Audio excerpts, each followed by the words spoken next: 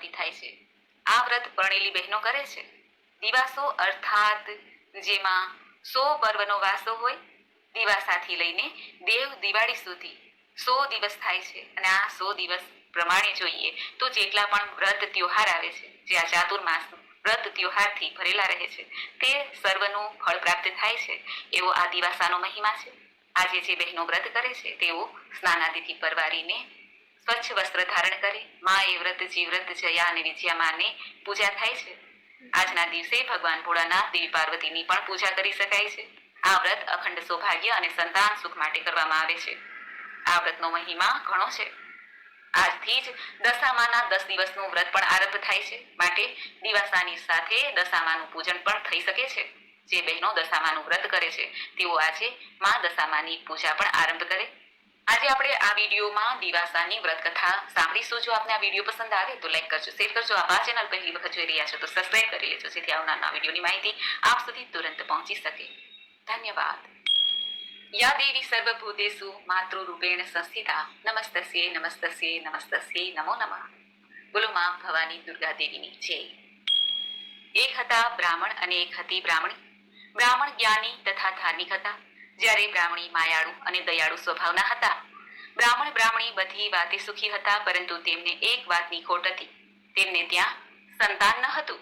આ વાતથી તેઓ ખૂબ જ દુઃખી રહેતા હતા. એક દિવસ બ્રાહ્મણે વિચાર કર્યો કે આમ ઘરમાં બેઠા બેઠા દુઃખી થવાને બદલે લાવ ભગવાન શિવનું તપ કરું, તેમની આરાધના કરું. ભગવાન શંકર ભોળાનાથ છે, તે જરૂર મારી પ્રાર્થના સાંભળશે. આવો વિચાર કરીને તેઓ જંગલ તરફ ચાલી નીકળ્યા. તે ચાલતા ચાલતા ઘોર જંગલમાં આવ્યા. ત્યાં તેમણે એક મહાદેવનું મંદિર જોયું. આ મંદિરમાં કોઈ આવ જા કરતું ન હતું. તે અવાવરું પડ્યું હતું. તપ કરવા માટે આ જગ્યા સારી છે એમ વિચારીને બ્રાહ્મણ દેવ પ્રથમ તો આખું મંદિર સાફસૂફ કરી દીધું. પછી તે ભગવાન શિવની પૂજા કરવા બેસી ગયા. તેણે સતત 6 દિવસ સુધી ભગવાન શિવનું કઠોર તપ કર્યું.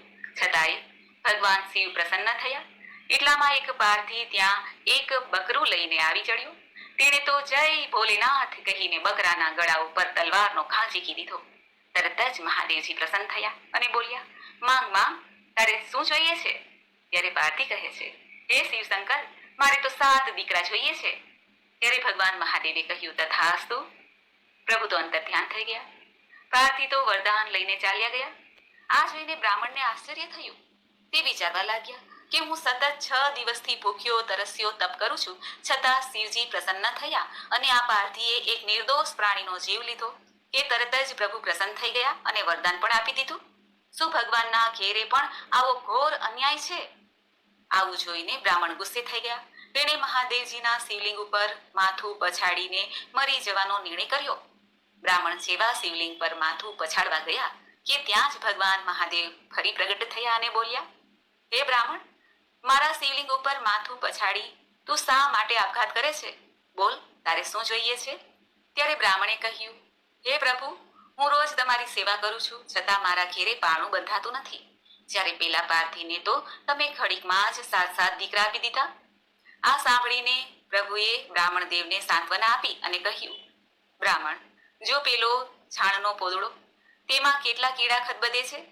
પારધીને 7 દીકરા આપ્યા, પણ એવા જ જાણજે.